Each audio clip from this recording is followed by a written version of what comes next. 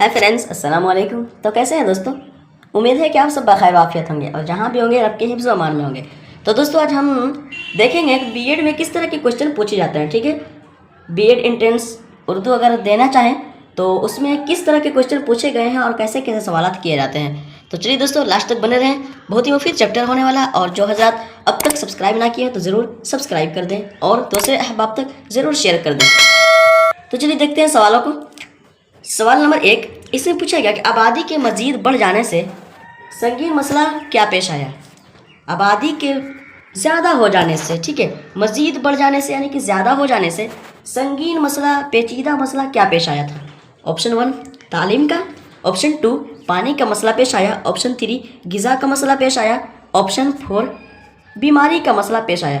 तो दोस्तों सवाल नंबर 1 का हमारा बिल्कुल करेक्ट आंसर होगा कि आबादी के मज़ीद यानी कि ज़्यादा आबादी हो जाने से पानी का मसला पेश आता है। ठीक है, पानी का मसला पेश आया। ग़िज़ा का तो आ सकता था, लेकिन ग़िज़ा कैसे तैयार होते हैं? पानी ही से तो तैयार होते हैं, जो कि अभी खेती वगैरह में, खेती में किसान वगैरह लोगों को पानी की बहुत किल्लत नज़र आती है। तो हमारा ऑप्शन 2 बिल्कुल करेक्ट आंसर होगा कि पानी का मसला पेश आया सवाल नंबर 1 का।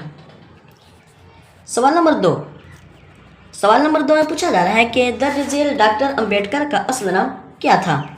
ये डॉक्टर अंबेडकर जो हैं बाबा साहब, उनका असल नाम क्या था। Option 1 Bhimrao Sakpal, option 2 Shyamlal, option 3 Rao Sakpal, option 4 Bharat Rao Sakpal. तो दोस्तों सवाल नंबर 2 बहुत ही आसान सवाल है। मैं उम्मीद करता हूँ कि आप सब हजरात, आप नाज़रीन को बखूबी पता हो कि डॉक्टर भीमराव अंबेडकर का असल नाम क्या था। तो दोस्तों भीमराव सकपाल था उनका असल नाम। ठीक है, ये श्यामलाल नहीं था और राव सकपाल भी नहीं था, भरत राव सकपाल भी नहीं था, तो ये भीमराव सकपाल से वो उनका असल नाम था। तो हमारा ऑप्शन 1 बिल्कुल करेक्ट आंसर हो जाएगा दोस्तों सवाल नंबर 2 का। और उनको पुकारो नाम क्या कहते थे? उनको पुकारते थे लोग भीमा कह के। ठीक है, याद रखेंगे, ये भी सवाल आ सकते थे। ये पुकारो नाम है यानी कि उर्फियत नाम है। ठीक है, उर्फियत, इसको हम उर्फियत कहते हैं। ठीक है दोस्तों, उर्फियत है क्या? भीमा, भीमा नाम करके इस तरह उनको पुकारते थे। तो ऑप्शन 1 बिल्कुल करेक्ट आंसर हो जाएगा साथी सवाल नंबर 2 का, क्योंकि भीमराव सकपाल उनका असल नाम था। सवाल नंबर 3, सवाल नंबर 3 में पूछा गया कि दर्ज झेल तालीम की जमा मुंतखब करें। ये तालीम जो है, तालीम की जमा मुंतखब करें कि तालीम की जमा यानी कि इसका प्लूरल क्या आते हैं। ऑप्शन 1 तालीम, ऑप्शन 2 तालीमात, ऑप्शन 3 तालीमें, ऑप्शन 4 तालीम। तो दोस्तों सवाल नंबर 3 भी बहुत ही आसान सवाल है कि जमा बनाना है कि दर्ज झेल तालीम की जमा मुंतखब करें। तो दोस्तों तालीम की जमा तालीमात आते हैं, तो ऑप्शन 2 हमारा बिल्कुल करेक्ट आंसर हो जाएगा दोस्तों सवाल नंबर 3 का, क्योंकि तालीम की जमा तालीमात यानी कि बहुत सारे तालीम, ये प्लूरल है। ठीक है,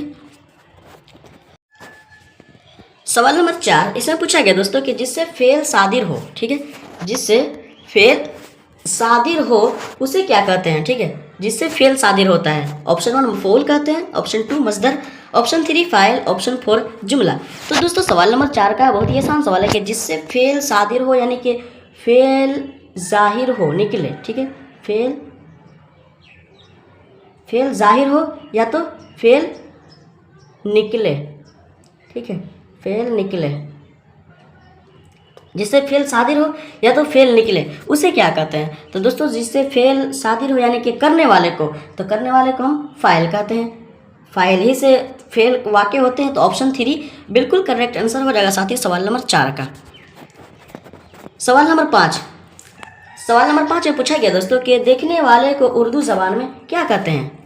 देखने वाले को, ठीक है, देखने वाले को उर्दू ज़बान में क्या कहते हैं? उर्दू ज़बान में। ठीक है, ऑप्शन 1 नाजिर, ऑप्शन 2 सामे, ऑप्शन 3 फ़ाइल। तो फ़ाइल तो हो ही नहीं सकता, फ़ाइल तो करने वाले को कहते हैं। चलिए ये तो हो ही नहीं। कायल, ठीक है, तो कायल भी नहीं, कायल भी नहीं हो सकता। कायल मतलब हाँ कायल ही होगा। ठीक है, देखने वाले को नहीं, कायल भी नहीं हो सकता, क्योंकि कायल तो बोलने वाले को कहते हैं। तो दोस्तों सवाल नंबर 5 का हमारा बिल्कुल करेक्ट आंसर होगा कि देखने वाले को हम क्या कहते हैं? नाजिर कहते हैं। ठीक है, नाजिर, नाजिर मतलब देखने वाला। बोलते हैं कि क्या नज़ारा है, मतलब क्या दिखावा है, क्या नज़ारा है, क्या माने कि देखने वाली चीज़ है। ठीक है, और इसी को हम देखेगा कोई इंसान तो उसको नाजिर कहेंगे, देखने वाला। तो ऑप्शन 1 बिल्कुल करेक्ट आंसर हो जाएगा साथियों। ये साम्य जो है तो उसको हम कहेंगे सुनने वाला, ठीक है। साम्य मतलब सुनने वाला। और फाइल करने वाला, आपको सबको पता है, ऊपर ही गुजर गया। फाइल को कहेंगे हम करने वाला, ठीक है। फाइल जो होता है वो करने वाला होता है। और कायल जो होता है वो बोलने वाला होता है, ठीक है। कायल मतलब बोलने वाला, याद रखेंगे, ठीक है। इन तीनों में से किसी भी सवाल आ सकता है। नाजिर देखने वाला, और सामे सुनने वाला, और फाइल करने वाला, और कायल बोलने वाला। चलिए सवाल नंबर 6 को देखते हैं। सवाल नंबर 6 इसमें पूछा गया दोस्तों कि दर्ज झेल डॉक्टर अंबेडकर का इंतकाल कब हुआ। ये डॉक्टर भीमराव अंबेडकर जो हैं उनका इंतकाल कब हुआ। ऑप्शन 1 1950 ईस्वी में, ऑप्शन 2 1988 ईस्वी को, ऑप्शन 3 1956 ईस्वी को, ऑप्शन 4 1952 ईस्वी को। तो दोस्तों सवाल नंबर 6 बहुत ही आसान सवाल है कि दर्ज झेल डॉक्टर अंबेडकर का इंतकाल कब हुआ। तो दोस्तों डॉक्टर भीमराव अंबेडकर का इंतकाल जो हुआ था वो 1956 ईस्वी में हुआ था। 1956 ईस्वी में हुआ था। तो ऑप्शन 3 बिल्कुल करेक्ट आंसर हो जाएगा साथियों सवाल नंबर 6 का। सवाल नंबर 7।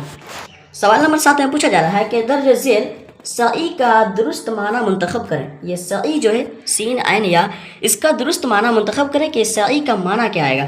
ऑप्शन 1 तो नहीं दिया हुआ है, चलिए देखते हैं आगे। ऑप्शन 2 सही, ऑप्शन 3 चीज़, ऑप्शन 4 रोशनी। तो दोस्तों ये तीनों के तीनों नहीं होंगे, ठीक है। ये तीनों गलत हैं। कुछ सही का माना सही नहीं होगा, चीज़ भी नहीं होगा, और रोशनी भी हो नहीं। यहाँ पर जो कट गया है तो वही होगा। जैसे कि सही का मतलब होता है कोशिश, ठीक है। सही का मतलब कोशिश। तो ऑप्शन 1 जो है ये बिल्कुल करेक्ट आंसर होगा, क्योंकि ये कोशिश जो है यही होगा। तो चलिए सवाल नंबर 8 को देखते हैं। सवाल नंबर 8 इसे पूछा गया दोस्तों कि उस्ताद की तरबियत की तकनीक जहां महारतों के फ़रोग़ की नकल की जाती है, ठीक है। उस्ताद की तरबियत की तकनीक है जहां महारतों के फ़रोग़ की नकल की जाती है, उसे क्या कहते हैं। ऑप्शन 1 मुज़ाहिराती वीडियो देखना, ऑप्शन 2 मंसूबा सबक, option 3 micro teaching, option 4 note तैयार करना। तो दोस्तों सवाल नंबर 8 का हमारा बिल्कुल करेक्ट आंसर होगा कि उस्ताद की तरबियत की तकनीक जहां महारतों के फ़रोग़ की नकल की जाती है उसे माइक्रो टीचिंग कहते हैं। तो ऑप्शन 3 बिल्कुल करेक्ट आंसर हो जाएगा साथ ही सवाल नंबर 8 का। चलिए सवाल नंबर 9 को देखते हैं। सवाल नंबर 9, इसको थोड़ा छोटा कर लें। सवाल नंबर 9 में पूछा गया कि दर्ज झेल रिया का माना मुंतखब करें। ये रिया जो है, रिया का माना मुंतखब करें कि रिया का माना क्या आता है। मैं उम्मीद करता हूँ कि आप सबको दिखता होगा। ऑप्शन 1 अक्लमंद, ऑप्शन 2 दौलतमंद, ऑप्शन 3 होशियार, ऑप्शन 4 दिखावा। तो दोस्तों सवाल नंबर 9 का बहुत ही आसान सवाल है कि दर्ज झेल रिया का माना मुंतखब करें। रिया का माना यानी कि इसका मतलब क्या आता है, इसका मीनिंग क्या है रिया का। तो दोस्तों रिया का मतलब होता है दिखावा, है ना, रियाकारी करना। कहते हैं हम अपनी ज़बानों से कभी कभी इस्तेमाल करते होंगे कि वो फलाना शख्स दिखावा करता है, रिया करता है, मक्कारी करता है। तो उसी को, तो हमारा ऑप्शन 4 जो है ये करेक्ट आंसर हो जाएगा दोस्तों सवाल नंबर 9 का, क्योंकि दिखावा करना ये रियाकारी होती है। तो ऑप्शन 4 बिल्कुल करेक्ट आंसर होएगा। सवाल नंबर 10। सवाल नंबर 10 में पूछा गया कि डॉक्टर अंबेडकर का ख्याल था कि समाज में बाइज्जत ज़िंदगी गुजारने के लिए ... है। जुमला मुकम्मल करें। यानी कि यहाँ पर ... है क्या होना चाहिए कि डॉक्टर अंबेडकर का ख्याल था कि समाज में बाइज्जत ज़िंदगी गुजारने के लिए क्या होना चाहिए, ठीक है, क्या है, क्या ज़रूरी है।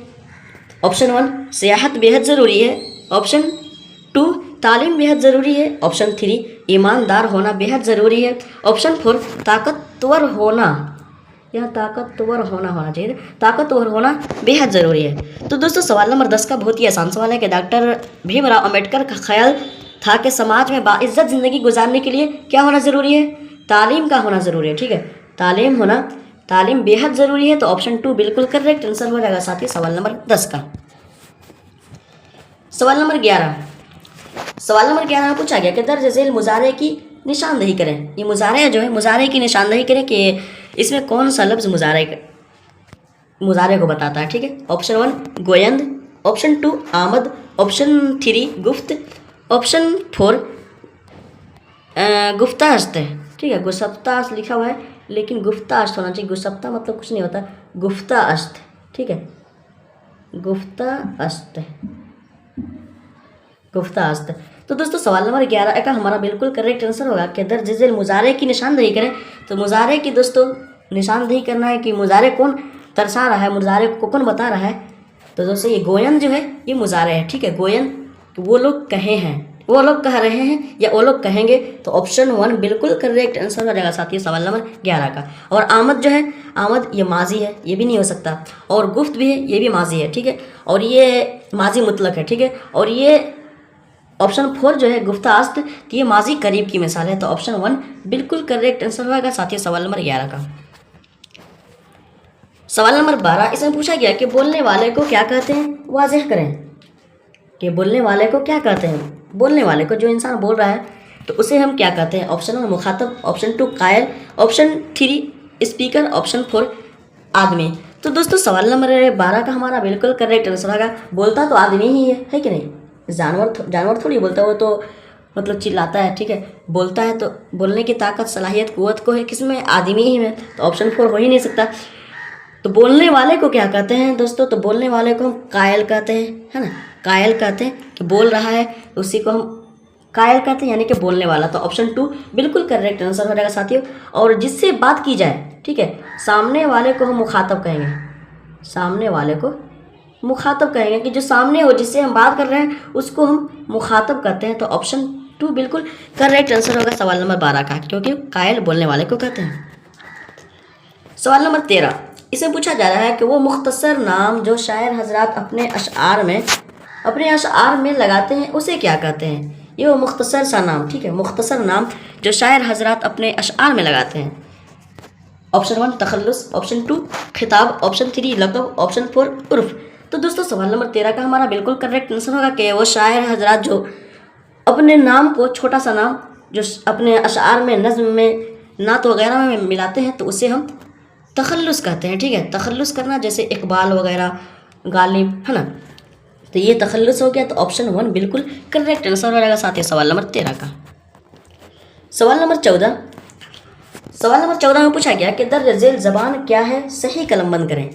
ये ज़बान जो है, ज़बान क्या है, कलम, सही कलम बंद करें। ऑप्शन 1 बोली है, ऑप्शन 2 मुखातब होना है, ऑप्शन 3 एक इंसानी अमल या साई है, ऑप्शन 4 समाअत करना है। तो दोस्तों समाअत करना तो नहीं है, ज़बान जो है समाअत की जाती है, नहीं इससे बोली जाती है, ठीक है, तो ये हो नहीं सकता। तो इसमें 3 ऑप्शन में कोई एक होगा, ठीक है, कि ज़बान क्या है, सही कलमबंद करें। बोली तो बोली नहीं, बोली तो ज़बान थोड़ी है नहीं, ये भी नहीं हो सकता।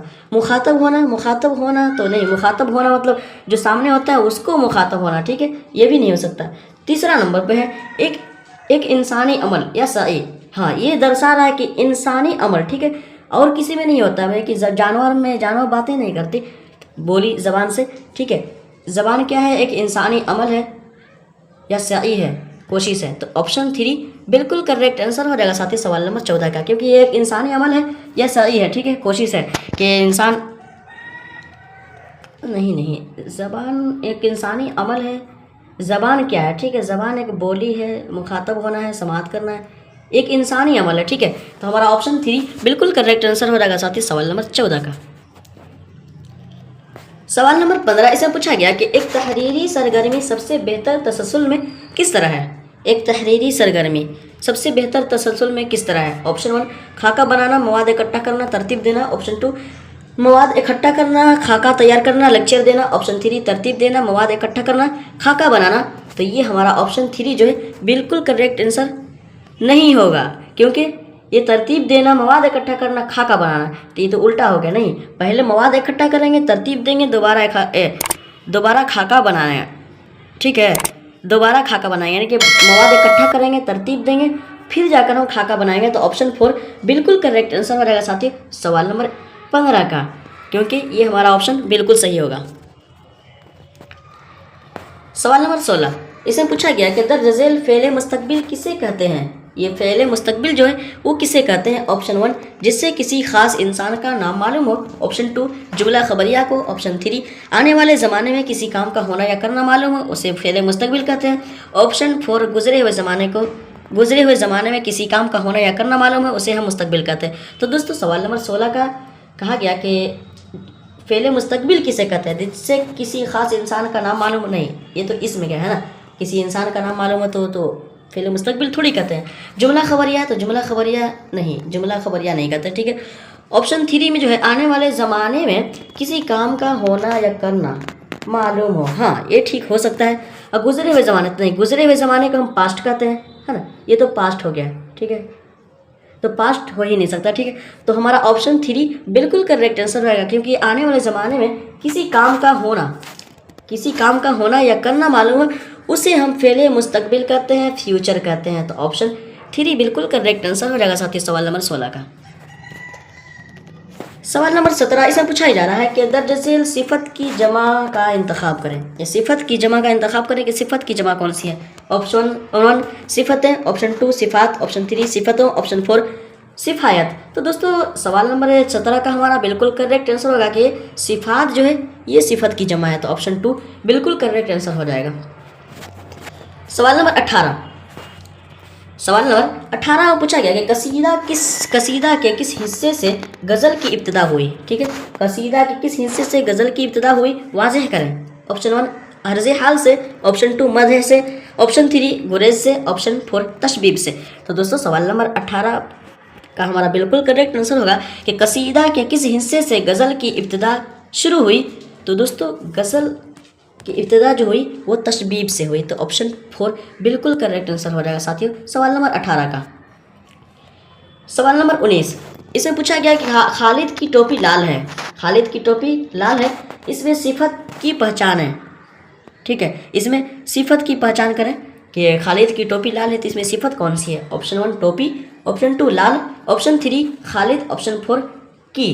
तो दोस्तों सवाल नंबर 19 का बहुत ही आसान सवाल है कि खालिद की टोपी लाल है तो सिफत क्या है। सिफत यानी खूबी किस में है, ठीक है। सिफत को पहचाने, खूबी को पहचाने कि क्या कैसी खूबी है, क्या है, मतलब अच्छी है, बुरी है, या फटी हुई है, या लाल है, काला है। तो सिफत कौन दर्शा रहा है, तो लाल जो है ये सिफत है, ठीक है। लाल होना खालिद की टोपी का लाल होना ये सिफत है, ये खूबी है। तो ऑप्शन 2 बिल्कुल करेक्ट आंसर हो जाएगा साथियों सवाल नंबर 19 का। सवाल नंबर 20 में पूछा गया कि डॉक्टर भीमराव अंबेडकर कहाँ पैदा हुए, निशानदेही करें। ये डॉक्टर भीमराव अंबेडकर जो है ये कहाँ पैदा हुए थे। ऑप्शन 1 बिहार में, option 2 Uttar Pradesh, option 3 Madhya Pradesh, option 4 Jharkhand में। तो दोस्तों सवाल नंबर 20 का हमारा बिल्कुल करेक्ट आंसर होगा कि ये अंबाडेकर गांव में पैदा हुए थे, ठीक है। अंबाडेकर नाम था उनका गांव का, जिससे अंबाडेकर इनका गांव अंबाडेकर था, ठीक है। जिससे ये अंबाडेकर के ही, जैसे कि अंबाडेकर में जो लोग पैदा होते थे तो अपने गांव की निस्बत लगाते थे। जैसे कि भीमराव अंबेडकर साहब के ना बाबा साहब का नाम पहले क्या था, भीमराव अंबाडेकर मतलब था, ठीक है। तो वो जब कॉलेज में गए, जब स्कूल में जब उनका नाम लिखाया गया तो उस्ताद लोग उनके अंबाडेकर से अंबेडकर कर दिए आसानी के लिए। तो ये अंबाडेकर में पैदा हुए थे, ठीक है, अंबाडेकर में पैदा हुए थे। और ये अंबाडेकर है कहाँ ये आप देख लेंगे, थोड़ा सा समझे, शायद मध्य प्रदेश में हो अंबाडेकर, ये कहाँ हो। खैर बहरहाल ये अंबाडेकर में पैदा हुए थे, तो ऑप्शन नहीं है, बस इतना याद रखें कि अंबाडेकर में पैदा हुए थे। सवाल नंबर 21 में पूछा गया कि दर्ज झेल इकरार का मुतजाद क्या होगा, ठीक है। दर्ज झेल इकरार का मुतजाद चुनें। दर्ज झेल इकरार का मुतजाद चुनें कि इकरार का मुतजाद क्या होगा, यानी कि इसका विलोम शब्द क्या आएगा, अपोजिट। ऑप्शन 1 इनकार, ऑप्शन 2 इम्कान, ऑप्शन 3 मुहाल, ऑप्शन 4 मिसाल। तो दोस्तों सवाल नंबर 21 का हमारा करेक्ट आंसर होगा कि इनका इकरार जो है, इकरार मतलब कबूल करना, और इसका अपोजिट जो आएंगे इनकार रहना, यानी कि कबूल करना और नहीं कबूल करना। तो ऑप्शन 1 बिल्कुल करेक्ट आंसर होगा, क्योंकि इकरार का मतलब कबूल करना और इनकार का मतलब कबूल ना करना, है ना, कबूल ना करना। तो ऑप्शन 1 बिल्कुल करेक्ट आंसर हो जाएगा। सवाल नंबर 22 से पूछा गया कि दर्ज झेल मुज़क्कर की सही निशानदेही करें। ये दर्ज झेल मुज़क्कर जो है, मुज़क्कर की सही निशानदेही करें कि मुज़क्कर कौन सा है। ऑप्शन 1 आदमी, ऑप्शन 2 अफ्तारी, ऑप्शन 3 लकड़ी, ऑप्शन 4 किस्मत।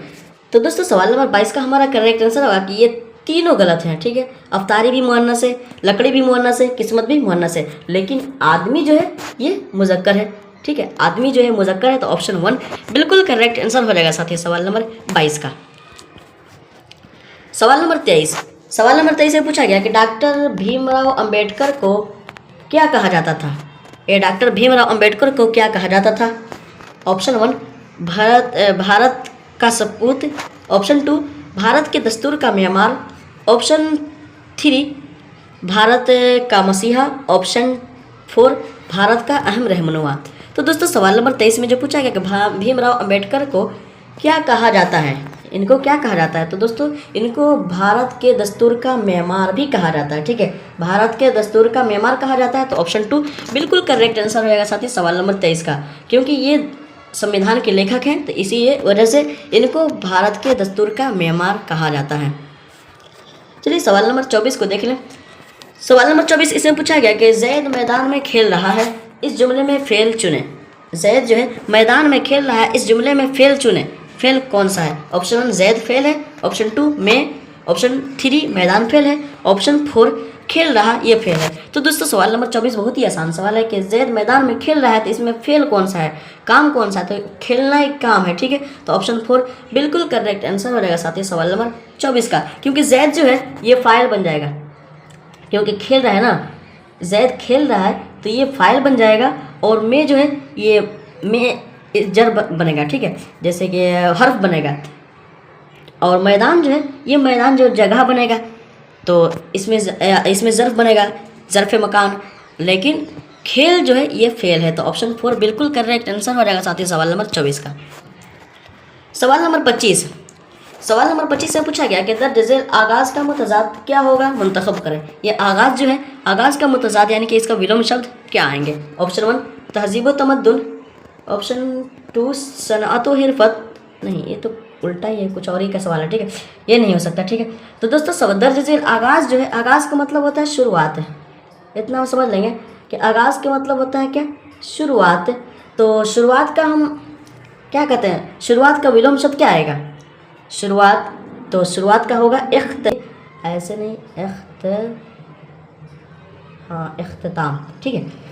तो हमारा ऑप्शन है नहीं, लेकिन इख्तिताम होगा, तो आप लगा लेंगे कि आगाज़ का मतलब इख्तिताम होता है, तो ये इख्तिताम होगा। चलिए दोस्तों thank you so much all everyone इतने देर तक बने रहने के लिए और अपनी तैयारी को मुकम्मल करने के लिए।